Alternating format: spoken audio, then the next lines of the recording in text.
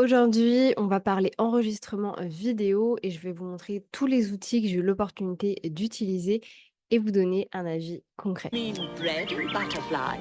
Oh, yes, of course. Hmm? Salut à tous, c'est Aude, j'espère que vous allez bien et on se retrouve aujourd'hui pour une nouvelle vidéo où on va parler outils et en particulier outils qui vont vous permettre d'enregistrer votre écran, de faire des retours clients, de faire des mini-clips, des mini-vidéos que vous allez pouvoir envoyer à vos clients. Sans plus attendre, je vous montre exactement les outils dont on va parler aujourd'hui. N'hésitez pas, si ce n'est pas déjà fait, à aller télécharger ma boîte à outils. C'est un espace dans lequel vous pouvez avoir accès à tous les outils que j'utilise. Vous avez une formation Notion, une formation System.io, une formation Google Agenda. Bref, tout ce que j'utilise, vous le trouverez à l'intérieur. Dans cette vidéo, on va parler de ces 5 outils: Zoom, Loom, Canva, Tela et Screen Studio. J'ai eu l'opportunité de tous les tester. On va voir ensemble les avantages, les inconvénients, également les prix et je vais vous montrer le rendu. Comment est-ce que chaque vidéo rend au final? Sans plus attendre, voyons outil par outil le prix, avantages et inconvénients. En ce qui concerne Zoom, vous avez une version gratuite, mais il me semble qu'elle est limitée à partir du moment où vous avez plusieurs personnes. Donc dans le cas où vous avez juste envie d'enregistrer votre écran, ça pose aucun souci. Mais si vous êtes amené, comme moi, à faire des accompagnements de groupe, à avoir plusieurs personnes qui se connectent en même temps, à ce moment-là, vous aurez l'obligation de passer sur le format pro. Le format pro à l'année revient à 135 euros à peu près, parce que c'est en dollars, etc. Donc j'ai fait quelques conversions. Vous avez la possibilité de payer au mois, mais forcément c'est un tout petit peu plus cher, alors que si vous payez directement à l'année, vous paierez moins cher. L'avantage de Zoom, c'est que c'est très facile d'utilisation. Par exemple, la vidéo que je suis en train de vous tourner maintenant, elle est tournée sur Zoom. Attention, pas la partie caméra. La partie caméra qui est ici, moi je la fais à côté et en fait je viens la coller ensuite sur Zoom. Donc là sur Zoom, je n'enregistre pas du tout avec la caméra de mon ordinateur, mais bien avec ma caméra à moi.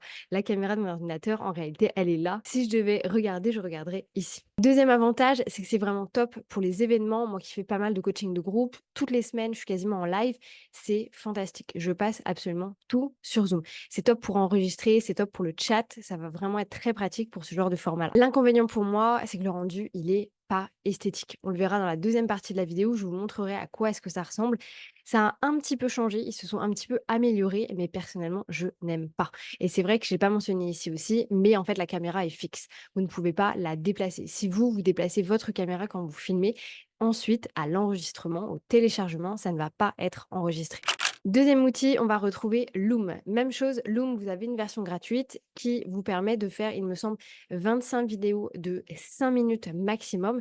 Néanmoins, vous pouvez supprimer les vidéos que vous avez déjà faites. Donc, si vous n'avez pas besoin de les utiliser après sur le long terme, vous pouvez en fait utiliser ce format-là assez longtemps. Ensuite, la version payante est à 91 euros, même chose à l'année. Donc, il me semble que c'est un tout petit peu plus cher, peut-être 120 euros si vous payez tous les mois sur l'année. L'avantage, pour moi, c'est le plus simple. Personnellement, j'ai l'extension sur Chrome, mais j'ai aussi l'extension sur mon Mac. Et en fait, quand je mets l'extension sur le Mac, ça me prend tout l'écran. Enfin, honnêtement, c'est extrêmement, extrêmement pratique. C'est celui que j'utilise le plus au quotidien, mais je l'utilise pas pour filmer mon écran, pour des formations ou quoi que ce soit, mais vraiment pour faire des retours clients. Dès que j'ai un retour client à faire, plutôt que d'aller faire un vocal ou d'aller écrire, j'aime bien imager, j'aime bien vraiment remontrer, démontrer. Donc, je vais avoir tendance à lancer Loom et à faire des petites vidéos. Au niveau des inconvénients, j'ai mis que le rendu était OK, parce que c'est pas le plus beau rendu qu'on puisse avoir. D'ailleurs, je vous invite vraiment, alors je ne sais pas s'il y a l'extension sur Windows, mais en tout cas, elle est sur Mac, à mettre l'extension directement sur votre ordinateur. Le rendu sera beaucoup plus esthétique parce que sur Chrome, on va avoir votre image et en fait, on va avoir plein de petits boutons, etc. Alors que sur le rendu directement sur le Mac, c'est plus sympa. Et d'ailleurs, c'est celui-là que je vais vous montrer par la suite. Troisième outil qu'on va voir maintenant, il s'agit de Canva. Canva, même chose, vous avez un format qui est gratuit et il me semble que vous avez l'option d'enregistrer votre écran sur Canva. La grosse problématique que moi je trouve ici, c'est que vous ne pouvez le faire que sur Canva. Vous ne pouvez pas enregistrer votre écran si le document n'est pas implanté sur Canva. Donc si vous avez des retours à faire sur Instagram, si vous voulez filmer un site web ou peu importe, vous ne pouvez pas le faire. Donc ça pour moi c'est extrêmement, extrêmement bloquant. Même chose, la caméra, vous allez le voir, est toute petite, mais surtout elle est fixe. Elle est toujours en bas à gauche. On ne peut pas l'enlever, on ne peut pas la modifier, on ne peut pas la bouger et ça pour moi c'est extrêmement gênant. La version de Canva Pro est à 109 euros à l'année. Même chose encore une fois, un petit peu plus cher si jamais vous payez tous les mois, mais encore une fois, il me semble que vous n'avez pas besoin du format payant pour pouvoir enregistrer votre écran. On arrive dans les outils qui sont un petit peu plus développés, un petit peu plus intéressants et on va commencer avec Tela. Tela, on est à 180 € à l'année. Même chose encore une fois, un peu plus onéreux si jamais vous payez tous les mois. Ce qui est très intéressant avec Tela, c'est pure personnalisation. En fait, vous pouvez vraiment faire un pur branding. Vous pouvez changer énormément la taille de votre caméra, la taille de l'image, de l'écran, etc. C'est vraiment le meilleur pour la personnalisation. Si vous avez envie que ça transpire votre branding et votre énergie, vraiment, je vous conseille pour le coup d'aller sur Tela. L'inconvénient que moi je vais vous partager et pour le coup, je mets un petit bémol là-dessus parce que c'est vraiment de l'expérience personnelle et tous les gens avec qui j'ai pu échanger, ça n'est pas arrivé. Mais à chaque fois que j'ai dû connecter ma caméra externe, donc celle-ci, là, l'avantage en fait, c'est que plutôt pour moi de filmer mon écran d'à côté, de filmer ma caméra, je pouvais tout faire en même temps. À chaque fois, j'ai eu des problèmes.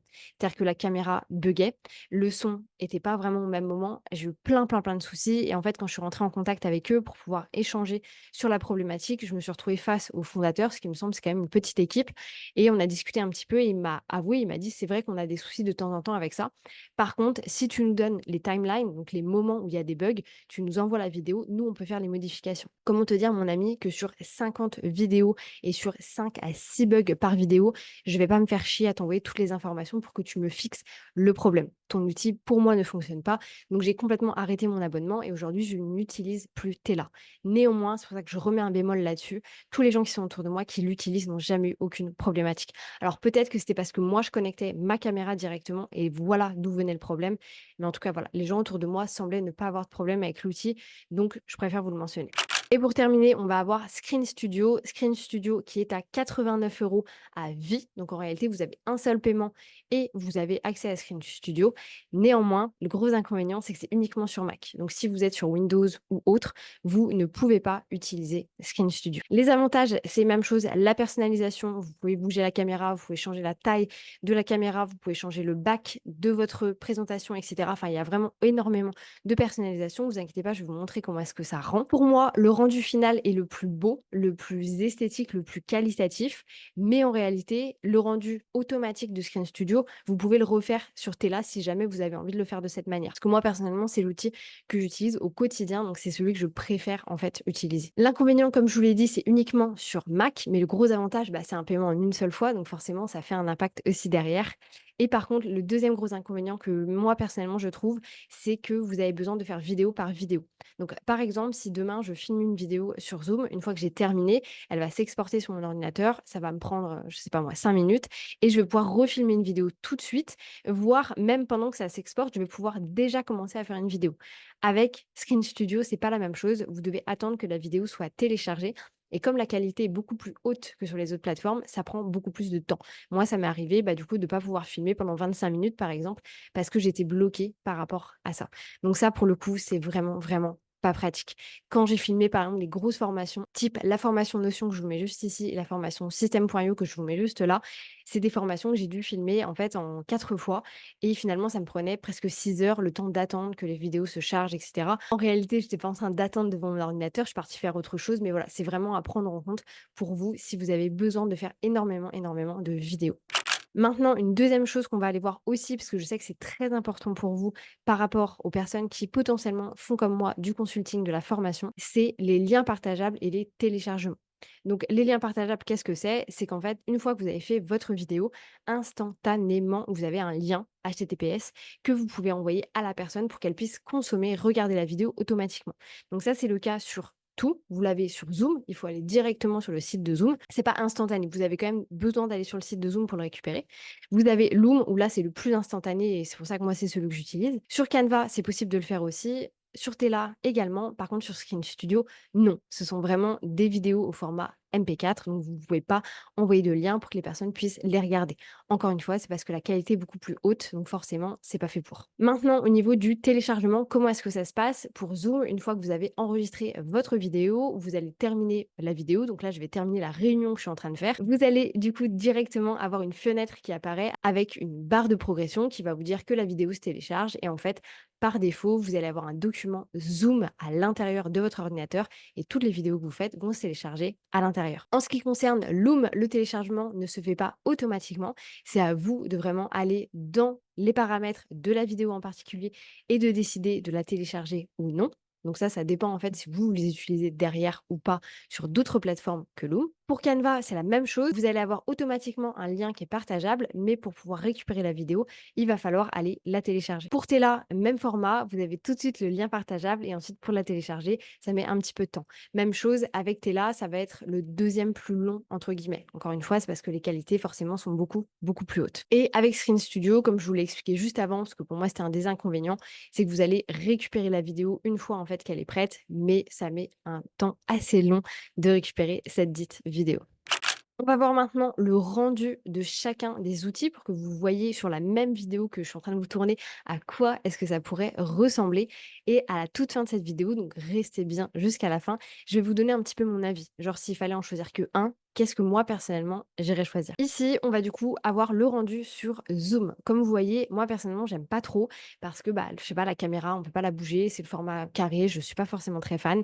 Et du coup, faites très attention si jamais vous décidez de filmer sur Zoom, faites en sorte de, par défaut, avoir de la place pour la caméra. Donc ici, c'est pas très flagrant, mais le inconvénient est peut-être un petit peu trop gros, où j'aurais dû baisser un petit peu mon tableau pour que ce soit plus esthétique, qu'il y ait plus de place pour la caméra. Donc c'est à prendre en compte quand vous créez vos supports de communication, etc. Ici, on va avoir le rendu sur Loom. Donc là, j'ai pas téléchargé la vidéo, donc en réalité, en dessous, il y a un petit peu la barre comme vous avez sur YouTube. Donc c'est pas très joli, mais imaginez sans la barre. Donc là, comme vous pouvez le voir, on a en réalité mon visage en bas à gauche et on a le petit curseur avec le timing et du coup le bouton pause et le bouton arrêt à gauche également. Ça, c'est la version quand vous êtes directement sur le Mac. Attention, si jamais vous filmez de l'extension Chrome, ça rend un petit peu moins joli. Donc, je vous invite à mettre l'extension sur votre Mac si jamais vous pouvez le faire. Ensuite, on va avoir Canva. Donc, Canva, comme vous pouvez le voir, extrêmement similaire à Loom, sauf que la vidéo est toute petite. Moi, personnellement, j'aime pas du tout. Enfin, j'ai pas du tout l'habitude de ça. J'ai l'habitude de voir quand même ma tête en gros. Donc, moi, personnellement, c'est pas un format que j'apprécie. Et encore une fois, la vidéo, elle est complètement bloquée. Vous pouvez pas la déplacer. Alors que sur Loom, si vous la déplacez pendant que vous êtes en train de filmer, elle va également se déplacer ensuite quand vous allez télécharger la vidéo. On continue avec Tela. Donc ici, je vous mets un exemple, mais en réalité, il y en a énormément. Et d'ailleurs, Tela, ce que je vous invite à faire, ça je ne l'ai pas mentionné, mais il y a une version gratuite qui dure 7 jours sur laquelle vous pouvez aller tester. Donc n'hésitez pas à le faire si vous le souhaitez. Par contre, après, l'outil devient payant. Excusez-moi, j'ai oublié de le préciser juste avant, mais voilà, c'est important à prendre en compte. Néanmoins, vous pouvez quand même aller faire des tests grâce à ça. Et vraiment, au niveau personnalisation, ça reste un outil qui est extrêmement esthétique sur lequel vous pouvez faire beaucoup de choses. Là, c'est un exemple parmi tant d'autres, mais en réalité, presque tout est possible. Et pour terminer, on va avoir Screen Studio qui, moi, du coup, est mon favori. Ici, vous pouvez bouger votre tête si jamais vous le souhaitez. Attention, ça se fait aussi au montage. Ensuite, vous pouvez faire pas mal de modifications. En fait, vous pouvez faire du montage sur l'outil Screen Studio. Ça aussi, c'est un des avantages, entre guillemets. Moi, personnellement, je l'utilise pas du tout. Donc, je ne l'ai pas mis dans les avantages, mais c'est à prendre en compte également. Vous pouvez ensuite modifier le background, donc l'image que l'on va avoir derrière. Vous pouvez modifier énormément de choses. Vous pouvez faire aussi, ça je ne l'ai pas mentionné, mais des zoom in, zoom out directement quand vous êtes en train de faire votre vidéo. Et ça, du coup, c'est hyper pertinent si jamais vous faites des tutoriels, ce genre de choses. J'espère que cette vidéo vous aura plu. Je vous donne rapidement mon avis un petit peu sur, suivant la situation dans laquelle vous êtes, quel est, entre guillemets, le meilleur outil.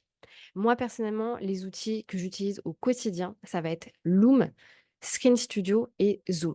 La vidéo que vous êtes en train de regarder, elle a été filmée sur Zoom. La vidéo que je vous mets juste ici, elle a été filmée sur Screen Studio.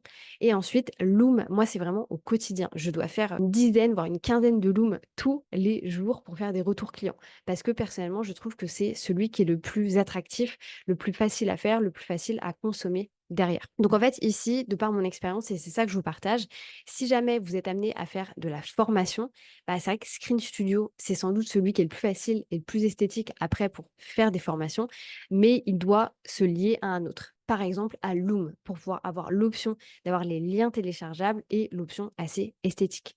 Si personnellement, je ne devais en choisir qu'un seul, je prendrais malgré tout Tela.